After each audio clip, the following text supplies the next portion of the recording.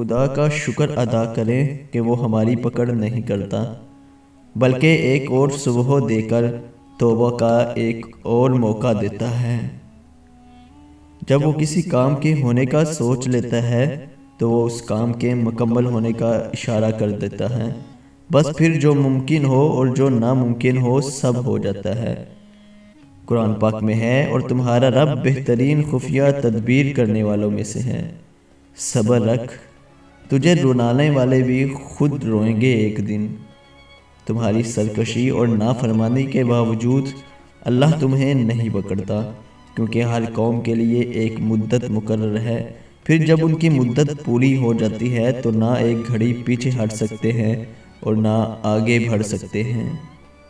جن لوگوں نے ہماری آیتوں کو جھٹلایا اور تکبر کر کے ان سے منہ موڑ دیا، وہی دوست کے لوگ ہیں، وہ اس میں ہمیشہ رہیں گے۔ ہر بستی میں اس کے بڑے بڑے مجرموں کو ہم نے اس طرح ڈھیل دی کہ وہ اس میں اپنی چالیں چل لیں۔ وہ یہ چالیں اپنے ساتھ ہی چلتے تھے، مگر انہیں اس کا احساس نہیں تھا۔ بے شک تمہارا رب سب کو نظر میں رکھے ہوئے ہیں۔ میں اپنا مقدمہ اللہ کے ہاں پیش کرتا ہوں، یاد رکھنا کسی کے یہ کہنے سے پہلے معاملہ سلجھا لینا۔ اللہ جسے چاہتا ہے بھٹکا دیتا ہے اور جسے چاہتا ہے سیدھے رستے پہ لگا دیتا ہے۔ رسول اکرم صلی اللہ علیہ وآلہ وسلم نے فرمایا، رحم کرنے والوں پر رحمان رحم کرتا ہے۔